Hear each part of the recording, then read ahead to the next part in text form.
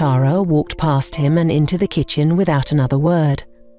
A few minutes later she returned, carrying a covered jug of cold water and a glass. She uncapped the jug and emptied it, completely, over his head.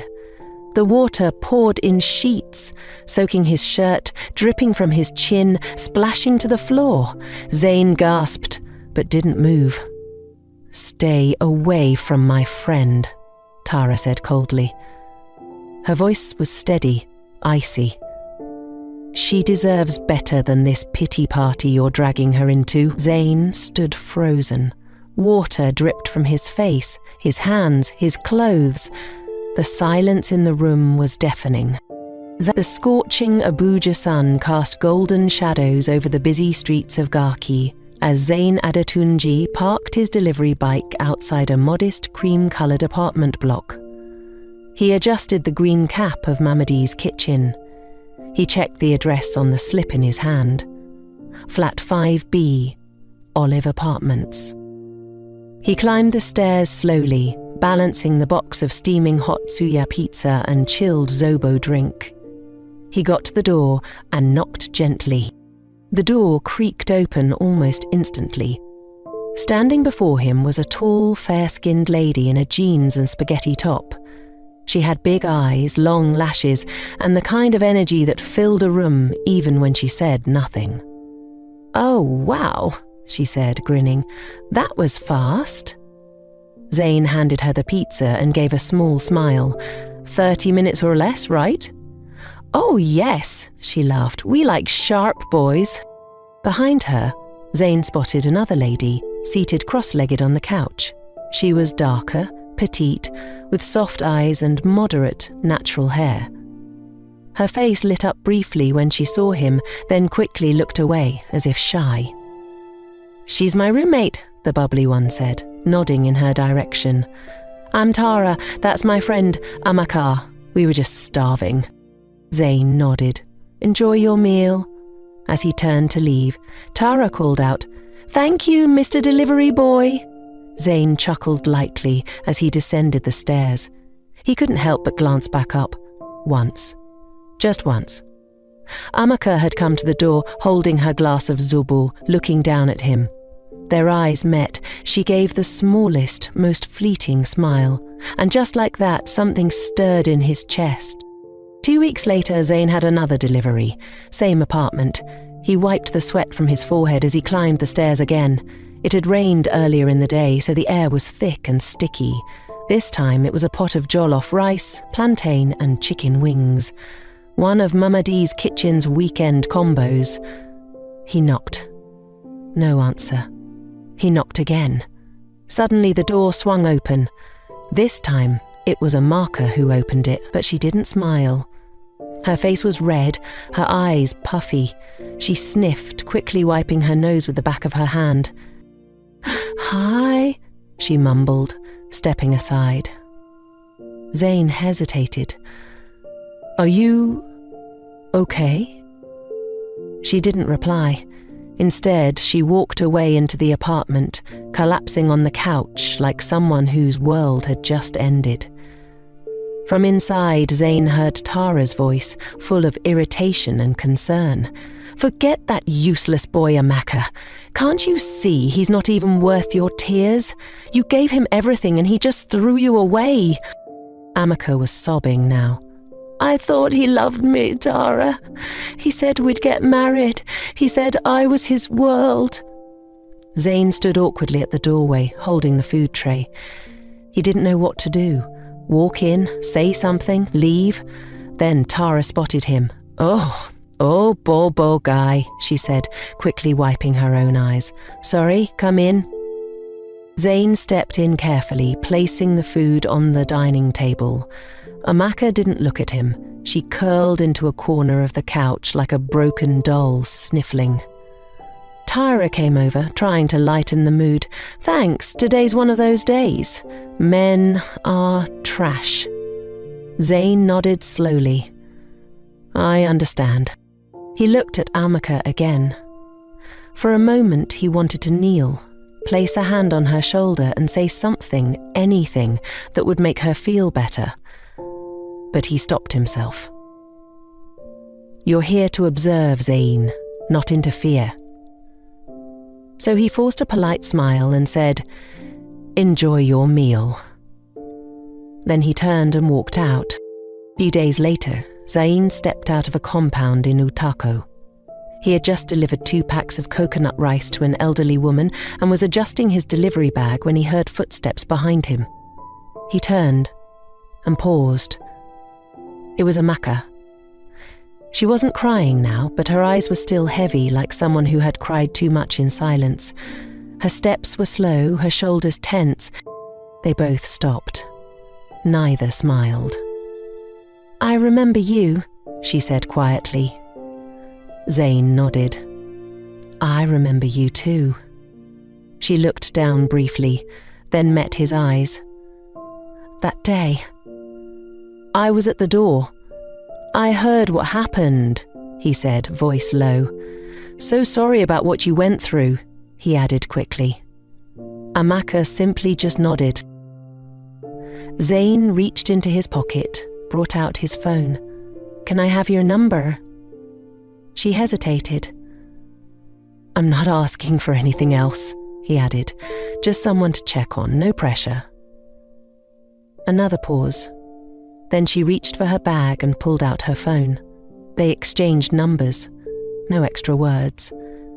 He typed, "Zain, delivery guy," and saved hers as Amaka, flat 5B. She turned and walked off down the quiet street, the hem of her gown brushing the sand. Zain stood there for a while, staring at her name on his screen, before he started his motorcycle and drove off. 3 days later, Zain dialed her number. It rang, but she didn't pick up. He tried again the next evening. This time she picked, after the 5th ring. "Hello? Hi, Amaka. It's Zain, the delivery guy." There was a short pause.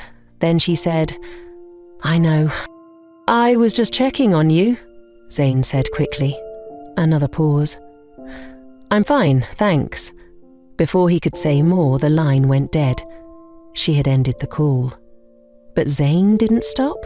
He called again after 2 days, then once more the following weekend.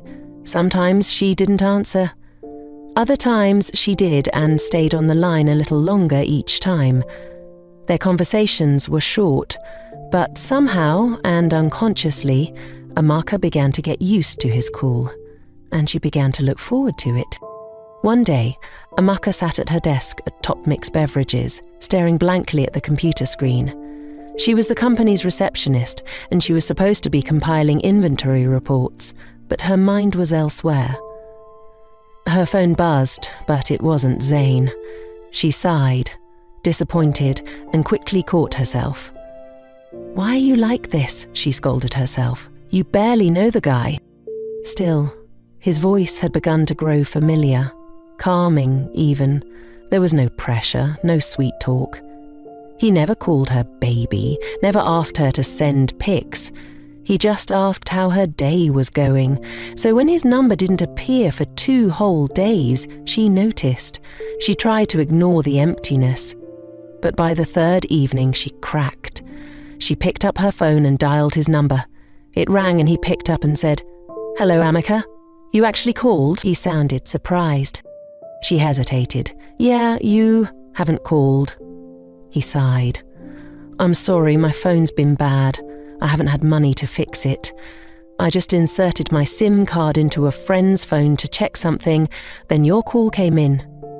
Zain lied. He had deliberately refused to call her to see her reaction. "Can I see you?" he asked gently. "Just hang out a bit. Nothing serious. Maybe suya and coke?" Amaka was quiet for a moment, then said, "Okay." The next day, they met and sat side by side on a low pavement near Jabby Lake Park, watching people walk past, enjoying the evening breeze. A small suya stand nearby sent the spicy aroma of grilled meat drifting their way. Zain handed her a bottle of coke and unwrapped the foil of suya. Amaka took it, their fingers brushing briefly. "Thanks," she said, staring ahead. They sat quietly for a while. Zayn finally broke the silence. "How was work today?" "Stressful," she replied. "My boss asked me to type a 20-page report, then changed his mind halfway." They continued to eat their suya till it was almost gone, the Coke bottles half empty. Amaka stared ahead. Zayn studied her from the side. Her calm, her quiet, her scars hidden behind polite words. Then, softly but clearly, he said, "Amaka, I like you." She said nothing. Her eyes didn't widen, her shoulders didn't stiffen. She just listened. "I've liked you since the first day I saw you at the door," he continued. "And I've liked you more every time you picked my call. I know we don't know everything about each other yet," he said, "but I don't want to wait too long to say what I feel. Will you be my girlfriend?" Amaka's breath caught. She didn't answer right away. Instead, she rubbed her palms together slowly, the silence between them thick with thoughts. Finally, she looked at him.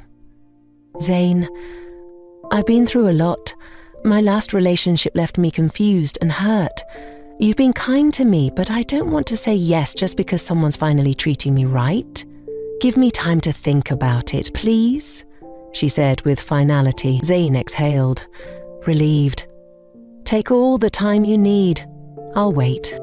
Later that night, Amaka told Tara that she had hung out with Zayn and that he had asked her to be his girlfriend. Tara burst out laughing. "Are you seriously saying a common delivery man took you out to eat suya and coke and you actually went?" Amaka didn't reply. She just walked over, picked a cup, and poured herself water. Tara kept going. "Babe, you're beautiful, smart. You've got everything going for you. What do you want with someone who rides a bike for a living?" Amaka turned. "He's nice. He listens." "And what will nice buy you?" Tara scoffed. "Love can't pay rent, babe. You need a man with future, not just feelings. There are real men out there, big boys, CEOs, even politicians. You need someone who can change your life, not someone you'll be changing diapers for." Amaka forced a smile. "Not everyone wants flashy things, Tara." "Be wise, Amaka," Tara said, now serious. "Don't let emotions blind you. You deserve luxury, not leftover suya under streetlights." At bedtime, as Amaka lay on her bed, Tara's words kept ringing in her head. "A common delivery boy. What can he offer you? You need someone who can change your life." She closed her eyes tightly, trying to shut out the thoughts. Then her phone buzzed. It was Zayn. She picked it quickly. "Hello?" "Hey," he said, his voice warm. "Just wanted to check on you. Did you get home safe?" "Yes, thank you," she replied. They spoke for a while and then ended the call. It had been a week since their night at Jarby, where Zayn had confessed his feelings, and though they still spoke on the phone, brief, gentle calls at night, Amaka hadn't brought it up again. Neither did he, until one Friday evening.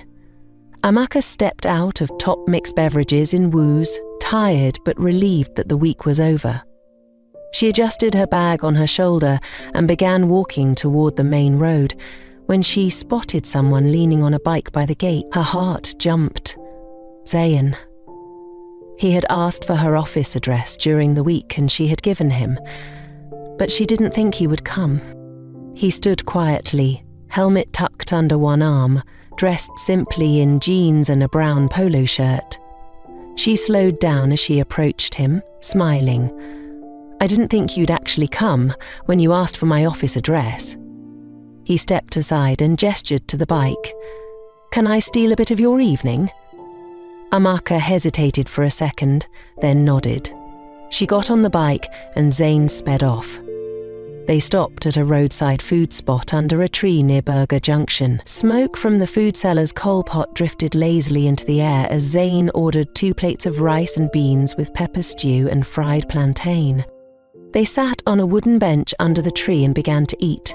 They ate mostly in silence, only occasionally commenting on the food or passers-by. It wasn't awkward.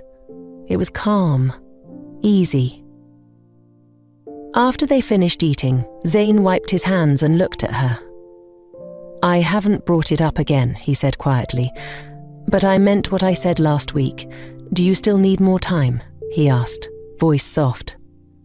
She paused, then shook her head slowly. "No, I've made up my mind." She looked him straight in the eye. "Yes, Zayn, I'll be your girlfriend." Zayn didn't speak. He stood and pulled her gently to her feet. Then he wrapped his arms around her. Firm, safe, and warm. Amaka rested her head on his shoulder, eyes closed. She didn't care if people were watching.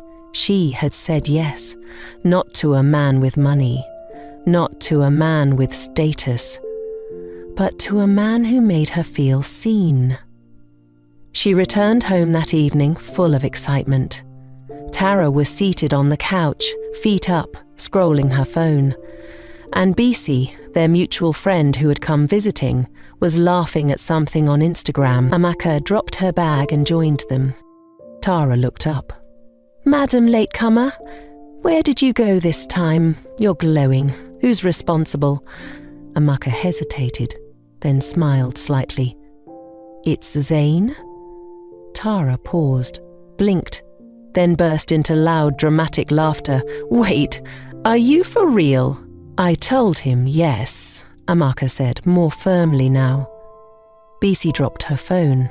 "You mean yes as in relationship?" Amaka nodded. Tara's eyes widened in mock shock. "Amaka, so you're not officially dating your delivery boy? God forbid. Of all the fine boys in Abuja with Benz and Prado, you pick someone that doesn't even own the bike he rides." "Tara," Amaka started, her voice tight. "No, let me talk." Tara cut in. "My boyfriend's friend is single. He's loaded. Real money. Also, as a marketer in a bank, I meet big clients daily. If you're serious about upgrading your life, I can link you up with one." "I'm not interested," Amaka said quickly. Tara shook her head, laughing again. "See, love that can't afford common spaghetti in a restaurant." She and Bisi both started laughing louder. Then Tara added with a dramatic voice, "Ladies and gentlemen, make welcome girlfriend of a common delivery boy." They burst out laughing again, clapping and jeering. Amaka stood. She didn't shout, she didn't cry, she just looked at them long and hard, then turned and walked into her room. Inside, she sat on the edge of her bed, her chest rising and falling. Their words stung, badly, but then she remembered Zayn's face. His calm. She opened her phone and stared at his name. Her thumb hovered over the call button. Then she dropped the phone, lay back slowly and closed her eyes. Soon, she fell asleep. 2 months passed in a blur, and their relationship progressed well. Though Zayn wore the face of an ordinary delivery boy, he carried the heart of a man deeply in love. Every Friday, without fail, he would stop by a roadside flower vendor and buy her a single rose. Their dates were nothing like Tara's expensive night-outs with champagne and glowing restaurant lights. Zayn and Amaka met at small eateries, tucked into corners of Garki, Wuse and Iyabi, but those moments were filled with laughter that felt like music. Tara remained her ever-critical roommate. Each time Amaka returned home from a date with a gift in hand, Tara rolled her eyes and made no attempt to hide her disgust. She mocked Zayn's bike, his clothes, his small boy energy as she called it. She joked that Amaka was in love with a futureless man in a borrowed life. To Tara, romance without wealth was just foolishness wrapped in sentiment. Despite the constant criticism, their bond strengthened over the weeks. Then, one Saturday evening, Zayn received the humiliation of his life. He had planned a date with Amaka days before. Zane was supposed to pick her up by 4 p.m. on his bike. They were going to try a new spot in Lokogoma, where a friend of his had just opened a small shawarma stand. Amaka had been looking forward to it all week. At exactly 3:50, Zane knocked on their door. It was Tara who opened up. "Good evening," he greeted politely. Tara gave a tight-lipped smile and stepped aside to let him in. Zane entered the living room and sat on the edge of the couch, waiting for Amaka to emerge from her room. Tara walked past him and into the kitchen without another word. A few minutes later, she returned, carrying a plastic tray with a covered jug of cold water and a glass. Zane stood to be polite. "Thank you." But before he could finish, Tara did something no one saw coming. In one swift, deliberate motion, she uncapped the jug and emptied it completely over his head. The water poured in sheets, soaking his shirt, dripping from his chin, splashing to the floor. Zane gasped, but didn't move. "Stay away from my friend," Tara said coldly. Her voice was steady, icy. "She deserves better than this pity party you're dragging her into." Zane stood frozen. Water dripped from his face, his hands, his clothes. The silence in the room was deafening. That was when Amaka stepped out. She froze at the sight. Her eyes moved from Zane's soaked figure to the jug in Tara's hand. "What happened?" Her voice trembled with confusion. Zane didn't speak. Tara dropped the jug on the tray like it was nothing. "I poured water on him," she said, "because someone had to wake him up." Amaka's eyes widened in disbelief. "Are you insane?" Tara didn't flinch. "No, I'm protective. I did what you're too blinded to do. You're out here dating a man with nothing but manners. That won't feed you. That won't build your future. He's a delivery boy, Amaka, a delivery boy. And you deserve more than 100 naira soya dates and plastic flowers." Zane finally spoke, his voice calm despite the cold water trickling down his back. "It's okay, she's right. I don't have much to offer, but I never came here to pretend." He turned to Amaka and gave her a look, tender but restrained. "I'll call you," he said quietly, and then he walked out. No drama, no raised voice, just pain tucked inside dignity. The door shut behind him with a soft click. Amaka stood still, trembling. She turned slowly to Tara. "How dare you?" she whispered. "Who gave you the right?" "I gave myself the right," Tara said firmly, "because you're my friend. I've watched you reduce yourself for 2 months. For what? For someone who can't even afford to take you to a decent restaurant? You deserve more than pity, love." "This isn't pity, love," Amaka yelled, her voice shaking. "It's real, it's kind, it's honest. And that's more than I can say for any of the men you date." Tara blinked, surprised. Amaka stepped closer. "You think because he rides a bike, he's beneath me. What if that bike means more than any Benz ever could?" "I was happy," she whispered. "I was finally happy, and you destroyed it like it was nothing." Tara opened her mouth, but no words came out. Amaka turned and walked away, tears gathering at the corners of her eyes. She expected his call that night, but he didn't call. She called him, but he didn't pick up. Amaka stared at her phone screen over and over that night. No missed calls, no messages. 5 whole days passed after the terrible Saturday. Still, Zane didn't call her, even for once. She tried calling him countless times, but he didn't pick up. Tara acted like nothing happened. She moved through the apartment with the same smug confidence, humming as she applied her makeup or yapping on the phone with her wealthy boyfriend. Amaka completely lost her peace. By Saturday morning, she had given up. "I think I lost him," she said as she burst into tears in her room. Then, at exactly 11:30 Ayum, there was a knock at the door. They weren't expecting anyone.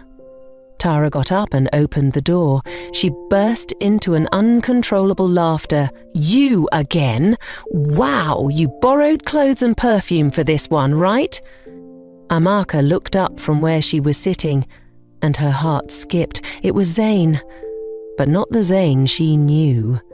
He wore a crisp black kaftan with gold embroidery, Italian loafers, and a wristwatch that gleamed like sunlight. His low-cut hair was freshly trimmed, and he smelled like luxury. He stood tall, clean, and silent. Tara crossed her arms. "Let me guess. Today you're a prince, or maybe an oil worker? You think a fine outfit can erase the fact that you ride bikes and deliver food?" Zane looked at her once. No expression. Then he looked at Amaka. "Get dressed," he said calmly. "We're going out." Amaka stood slowly, uncertain. Zane? But he didn't explain yet. He simply turned to the door and stepped out. Amaka rushed to her room, confused but curious. Something was different. She wore a gown and sandals, quickly tied her hair in a bun, and followed him outside. Outside was not a bike. It was a black Range Rover with tinted windows and a private driver holding the door open. Amaka stopped dead. Zane turned to her, holding the door. "Come." She got in silently, heart pounding. The ride was quiet, smooth, private. She couldn't breathe. 20 minutes later, they drove through a long white gate guarded by uniformed security men who saluted Zane like royalty. The car turned into a vast driveway lined with trees, past a water fountain, and finally stopped in front of a sprawling white mansion with tall pillars and flower beds that looked like something from a magazine. Amaka couldn't move. Zane stepped out and walked around to open her door. She stumbled out, staring. "Zane, where are we?" He gave her a small smile and said, "Home." Before she could process it, the main doors opened and a dignified woman in a lace blouse walked out with open arms. "Zane, my son," she said, hugging him warmly. Amaka stared. His mother? Another man stepped out, tall, with a greying beard and agbada, smiling proudly. His father. Zane held Amaka's hand gently and turned to his parents. "Mummy, Daddy, meet Amaka." He looked at her. "The woman I want to marry. Amaka, meet my parents, Chief and Mrs. Roland Adotunji." Amaka's legs almost gave way. She couldn't speak. Chief Adotunji was a popular business tycoon in Abuja. She had never imagined seeing him face to face, let alone dating his son or getting married to him. Mrs. Adotunji, his mother, rushed forward, holding Amaka's hand. "So this is the girl. You didn't tell us she's this beautiful." His father gave a nod of approval. "You've made a wise choice, son." Amaka turned to Zane, her eyes wide, her lips trembled. "You're not just a delivery boy," she whispered. Zane looked into her eyes and said softly, "I wanted you to love me without this." He led her into the mansion, and Amaka lowered herself carefully into the high-backed chair. Her palms rested stiffly on her thighs, trying to stop the slight tremble that betrayed her calm expression. She had lunch with the family, trying as much as she could to hide her surprise. She answered the questions from Zane's parents with a smile, glancing at Zane at intervals, sitting confidently by her side. He knew she was trying hard to keep up. There was laughter, questions about her background, warm remarks about how well-mannered she was. Zane's parents weren't cold. They weren't judgmental. They didn't ask about her income, her past relationships, or her status. After the meal, Zane took her on a brief tour of the property. Just the gardens and the family art gallery. She didn't speak much. She was still floating between awe and disbelief, and when it was finally time to go, Zane opened the Range Rover door for her again, and the car drove off into the quiet Abuja afternoon. When they got to Amaka's flat, Zayn stepped out and opened the door for Amaka. She stepped out, but didn't say a word as they walked to her front door. Zayn followed quietly, sensing the tension. Once they reached the entrance, she turned to him. Her arms were folded and her brows were knit tight with emotion. "You lied to me." Zayn didn't flinch. "I didn't lie. I only didn't tell you everything because I had to be sure. I've seen what love looks like when money enters the room." "I've been used, Amaka. Lied to, pretended for. I wanted to meet someone who would love me when they thought I had nothing. I am sorry for keeping my identity hidden." Amaka swallowed hard. Behind the door, inside the apartment, Tara stood still, eavesdropping in silence. She didn't dare come out. "I wasn't testing you to hurt you," Zayn continued. "I was protecting myself. After my secondary education, my parents sent me to the US to study. After I completed my program, I returned to Nigeria to manage my father's business in Lagos. But I was never lucky with relationships. All the girls I ever dated were with me for my money. I knew if I wanted true love, I had to pretend to be poor. I told my parents about my plan, and though they weren't comfortable with it, they agreed. So, I moved down to Abuja here to disguise as a poor man. Mamadi's kitchen that I deliver for is my mother's company, and now that I have found you, I'm ready to give you all of me, because I know you chose me for the right reasons." Amaka looked away, her jaw clenched. "You could have just told me." Zayn nodded. "I am sorry, my love," he muttered as he drew her closer and hugged her, after which he turned and left while Amaka opened the door and went inside. 3 weeks later, Amaka took Zayn to her parents' house in Nasarawa to formally introduce him to them. Her parents' home was a modest bungalow painted brown. They were average income earners. Her father was a teacher and her mother a petty trader. She had 2 younger siblings, both boys. They welcomed Zayn and gave him a warm reception. A simple meal of wheat and egusi soup. He told them he would be back with his family to pick a date for the wedding. True to his words, Zayn returned 3 weeks later with his parents and a date was picked for the wedding, while they were given the bride price list. Preparations began immediately. Zayn insisted on something simple. No media, no flashy crowd, just family, close friends. It was to be held at an open-air garden in Jabi, surrounded by trees and flowers. 1 week to the wedding, Tara visited Amaka's parents' home and apologized to Amaka, who had returned to her parents to ensure smooth preparation for her big day. She also apologized to Zayn, and he forgave her. "I think you were just looking out for your friend," he muttered. The wedding day was nothing short of elegance.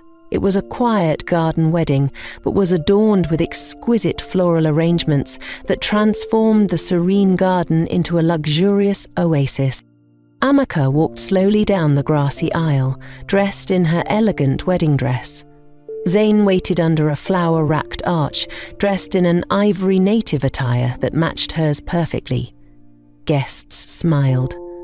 Zayn's parents beamed with pride.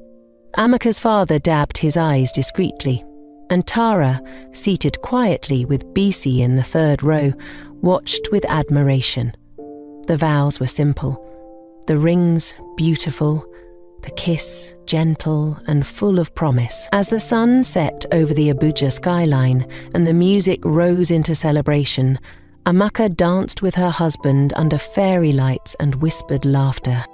She had chosen love, not by sight, but by heart. And in the end, she hadn't just married a man with wealth. She married a man who had worth, with or without it. After their wedding, they relocated to Lagos. Zayn continued to manage his father's company, while Amaka returned to school for further studies as insisted by her husband. They moved on with their lives and lived happily, Thank you for watching to an end. Hope you enjoyed the story. Don't forget to like, share and comment your thoughts below. What lessons did you take away? I will be back again with another interesting one. Bye for now.